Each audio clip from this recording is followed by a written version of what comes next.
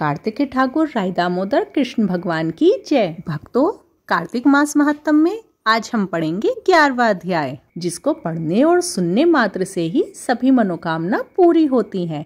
जो भक्त कार्तिक मास महात्म पढ़ना चाहते हैं और पढ़ नहीं पाते, उनको इस महात्म सुनने से भी उतना ही फल मिलता है जितना कार्तिक मास महात्म पढ़ने से मिलता है।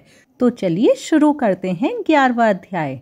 नारद जी श्री ब्रह्मा जी से पूछने लगे कि ब्राह्मण, श्री व्यास जी और वशिष्ठ जी ने गृहस्थाश्रम को सबसे श्रेष्ठ किस कारण माना है? जैसे सब नदियां समुद्र में आश्रय पाती हैं और सब जीव माता का आश्रय पाकर जीते हैं, वैसे ही सब आश्रम गृहस्थ का आश्रम लेते हैं। 6 प्रकार के भिक्षु, ब्रह्मचारी, सन्यासी, विद्यार्थी, गुरु पूजक, मुसाफिर और जीविका रहित, ये सब गृहस्थों का ही आश्रय है।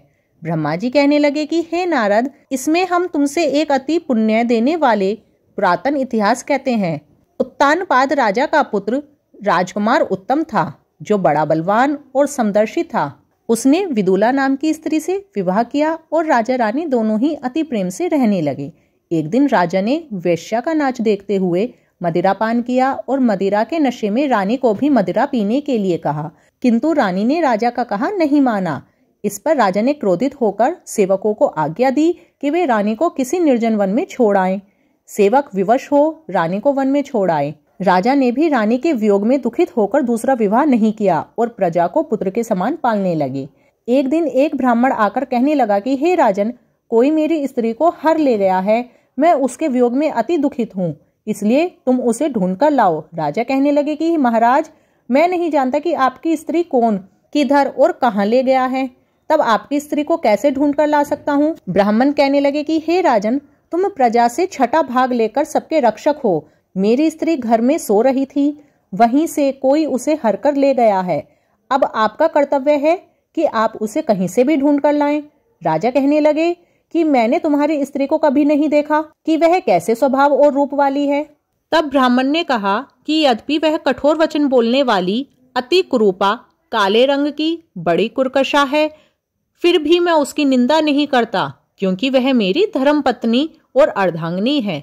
राजा कहने लगा कि हे विप्र, जब तुम्हारी स्त्री ऐसी कुरूपा और कुटिल स्वभाव की थी तो तुम उसे लेकर क्या करोगे? मैं तुमको अति सुंदर कल्याणकारी दूसरी स्त्री लाकर दे सकता हूँ। ब्राह्मण कहने लगा, हे राजन, वह स्त्री मेरे धर्म कर्म की अर्धांगिनी है, उसका रक्षण करना मेरा परम धर्म है। जो स्त्री की रक्षा नहीं करता, उसे वर्ण संकर संतान उत्पन्न होती है, उसके पितर नरकवासी होते हैं। जो मनुष्य वैश्यागामी होते हैं, उनका कल्याण नहीं होता। जो मनुष्य ऋतु काल के पश्चात स्त्री संभोग नहीं करते, उनके तिर 1 मास तक उसके रुधिर में लौटते हैं। ब्राह्मण के ऐसे वचन सुनकर राजा अपने शस्त्र लेकर रथ पर सवार हुआ और चारों ओर घूम फिरकर उस स्त्री को खोजने लगा। कुछ दूर जाकर उसने एक आश्रम में कुशा के आसन पर बैठे हुए महान तपस्वी ऋषि को देखा। ऋषि ने राजा को देखकर उसका कुछ भी आदर सम्मान नहीं किया और कहा कि हम जानते हैं तुम राजा उत्तानपाद के पुत्र हो, मगर तुम यहाँ किस कारण आए हो? राजा कहने लगा, हे मुने, ब्राह्मण के घर से कोई दुष्ट उसकी स्त्री को हर ले गया है। मैं उसकी खोज में इधर आया हूँ, परंतु आपने मुझको अर्घ्य आदि कुछ भी नहीं दिया और न ही कुछ आदर सत्कार किया, सो इसका क्या कारण है? ऋषि ने उत्तर दिया कि हे राजन, तुम अर्घ्य योग्य होते हुए भी अर्घ्य के पात्र नहीं हो, क्योंकि तुमने अपनी विवाहिता निरपराध स्त्री को वन में त्याग दिया है। जहाँ स्त्री का यह धर्म है कि वह अपने पति की तन मन से सेवा करे और उसकी आज्ञा का पालन करे, वहाँ पुरुष का भी परम धर्म है कि वह अपनी पत्नी का यथोचित मान सम्मान करते हुए उसकी रक्षा करे। जिस घर में स्त्रियों का मान होता है, वहाँ देवता वास करते हैं, किंतु जिस घर में स्त्रियों का अनादर होता है, उसका भी कल्याण नहीं होता। इतना सुनकर लज्जा युक्त होकर राजा पूछने लगा, भगवान, आप भूत, भविष्य और वर्तमान तीनों काल का हाल जानने वाले हो, सो कृपा करके बतलाइए कि ब्राह्मण की स्त्री को कौन और कहाँ ले गया है? ऋषि कहने लगे कि हे राजन, आदि का पुत्र बालक नामक राक्षस ब्राह्मणी को उत्पलावर्त वन में हरकर ले गया है, सो जाओ उसको ढूंढकर ब्राह्मण से मेल कराओ। राजा ने मनु को प्रणाम किया और अपने रथ पर सवार होकर मुनि के बताए हुए उत्पलावर्त वन में जा पहुंचा। वहां जाकर देखा कि एक स्त्री विलव फल खा रही है। जैसा ब्राह्मण ने बतलाया था वैसा उसका रंग रूप देखकर राजा ने उसको पहचान कर कहा, हे कल्याणी, तुम इस वन में क्यों आई? ब्राह्मणी कहने लगी, मैं अतिरात्र नामक ब्राह्मण की पुत्री और विलास पुत्र की स्त्री हूँ। मैं अपने घर में अकेली सो रही थी कि बालक नामक का राक्षस मुझको हरकर यहाँ ले आया। उसने यद्यपि मुझको किसी प्रकार से न तो कोई कष्ट दिया है और न ही मेरा सतीत्व नष्ट करने की चेष्टा की है, परंतु फिर भी मैं यहाँ अति दुखी हूँ। राजा ने कहा कि हे ब्राह्मणी, वह राक्षस कहाँ गया? मुझे तुम्हारे पति ने ढूंढने को भेजा है। ब्राह्मणी ने कहा कि वह इस वन के अमुक स्थान पर गया है, जाओ देखो। राजा ने ब्राह्मणी के बताए हुए स्थान पर वन में जाकर राक्षस को देखा। राक्षस राजा को देखते ही उसके चरणों में गिर गया और कहने लगा कि कहिए राजन, क्या आज्ञा है? मैं आपका क्या कार्य करूं? राजा ने कहा कि हे निशाचर, तू ब्राह्मणी को क्यों लाया है? यदि उसको स्त्री बनाना चाहे तो वह अत्यंत कुरूपा और दुशीला है। यदि खाना चाहता हो तो वैसे कहो। राक्षस कहने लगा कि हे राजन, मेरे घर में बहुत सी अप्सराएं हैं, उनको छोड़कर इस कुरूपा से भोग करने की मैंने कभी इच्छा नहीं की और ना ही मैं मांस खाता हूँ। मैं तो केवल पूर्व जन्म के पापों का प्रायश्चित कर रहा हूँ। इस ब्राह्मणी को हरकर लाने का कारण केवल यही है कि इसका पति राक्षसों को मारने का मंत्र जानता है। जब हम यज्ञ के अन्न को ग्रहण करने के लिए जाते हैं तो वह हमको वहां से भगा देता है। सब यज्ञों का वही ब्राह्मण आचार्य है, तो उस ब्राह्मण को दुखी करने के लिए ही हमने उसकी स्त्री को हर लिया है, क्योंकि बिना स्त्री के पुरुष कर्म करने के योग्य नहीं होता। ऐसा सुनकर राजा विचारने लगा कि यह राक्षस भी हमारी निंदा करता है और मुनि ने भी हमको अर्ध्य योग्य नहीं समझा।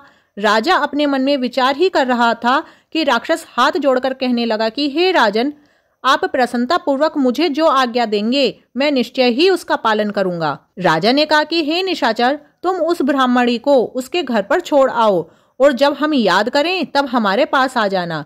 राजा की आज्ञा पाते ही वह राक्षस तुरंत उस ब्राह्मणी को उसके घर पर छोड़ने के लिए चला गया। राजा अपने मन में विचारने लगा कि हमने अपनी पत्नी को त्याग दिया है, अब हम कौन सा ऐसा पुण्य कर्म करें जिससे यह पाप दूर हो। राजा ऐसा विचार कर रथ पर सवार होकर उन्हीं मुनि के पास गया और प्रणाम करके उनसे अपना कर्तव्य पूछने लगा। मुनि ने कहा, हे राजन, पुरुष के लिए स्त्री धर्म, अर्थ, काम और मोक्ष को देने वाली होती है। उसके बिना पुरुष को इस लोक और परलोक में कभी सुख प्राप्त नहीं होता। स्त्री चाहे कैसी ही कर्कशा, खोटे स्वभाव वाली, मूर्ख, रोगी, दरिद्री क्यों न हो, परंतु पति को उसका त्याग नहीं करना चाहिए। राजा कहने लगा कि महाराज, मैंने अपनी पतिव्रता स्त्री को बिना अपराध त्याग दिया था, अब मैं क्या करूं?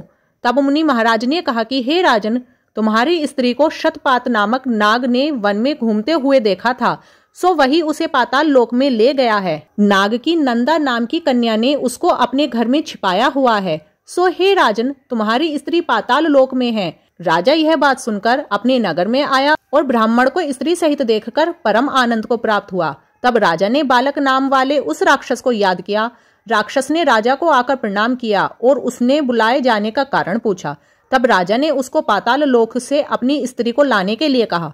तत्पश्चात राक्षस पाताल लोक में गया और उसने वहां से आकर राजा की स्त्री उसको सौंप दी। इसके बाद राजा रानी बड़े प्यार से रहकर धर्म के कार्य करने लगे। ब्रह्मा जी कहते हैं कि हे नारद, हमने तुमसे गृहस्थाश्रम का महत्तम विस्तार पूर्वक कहा है और अब क्या सुनना चाहते हो सो कहो। कार्तिक मास महात्म में ये 11वां अध्याय पूरा हुआ। वीडियो अच्छी लगी हो तो लाइक शेयर करें और आगे की कथा महात्म सुनने के लिए चैनल को सब्सक्राइब करें। हरि बोल।